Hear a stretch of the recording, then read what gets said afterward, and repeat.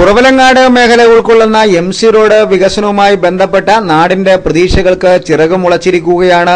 സംസ്ഥാനത്ത് കെഎസ്ടിപി അധികൃതരുമായി ലോകബാങ്ക് സംഘം ചർച്ചകൾ ആരംഭിച്ചതോടെയാണ് എംസി റോഡ് വികസനം യാഥാർത്ഥ്യമാകുമെന്ന സൂചനകൾ ലഭിച്ചിട്ടുള്ളത്.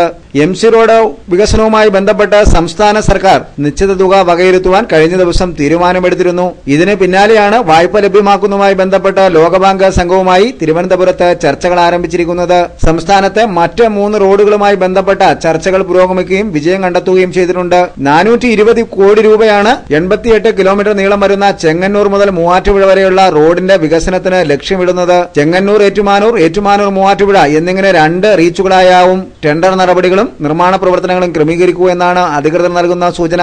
ഏറ്റുമാനൂർ മൂവാറ്റുപുഴ റീച്ചിന്റെ ടെൻഡർ നടപടികൾ പൂർത്തീകരിക്കുന്നതോടെ കുറവലങ്ങാട് മേഖലയുടെ വികസനവും യാഥാർത്ഥ്യമാകും. ഇതിന് ആവശ്യം വരുന്ന 420 കോടി രൂപ ലോകബാങ്കിൽ നിന്ന് ലഭ്യമാക്കാനാണ് ശ്രമങ്ങൾ ആരംഭിച്ചിട്ടുള്ളത്. 10 വർഷങ്ങൾക്ക് മുമ്പാണ് കുറവലങ്ങാട് മേഖല ഉൾക്കൊള്ളുന്ന പ്രദേശം എംസി റോഡ് വികസനവുമായി ബന്ധപ്പെട്ട നടപടികൾ ആരംഭിച്ചത്. 1ാം ഘട്ട എംസി റോഡ് വികസനവുമായി ബന്ധപ്പെട്ട നടപടികൾക്ക് ഒപ്പം തന്നെ ഇപ്പോൾ 2ാം ഘട്ടം ലക്ഷ്യമിടുന്ന കുറവലങ്ങാട് മേഖല ഉൾക്കൊള്ളുന്ന പ്രദേശത്തെ നടപടികൾ ആരംഭിച്ചിരുന്നുവെങ്കിലും സ്ഥലം ഏറ്റെടുക്കലിലെ അനിശ്ചിതത്വവും കാലതാമസവുമാണ് ഇതുവരെ നടപടികളിൽ മെല്ലെപ്പോക്കുണ്ടാക്കിയതെന്നാണ് വിലയിരുത്തപ്പെടുന്നത്.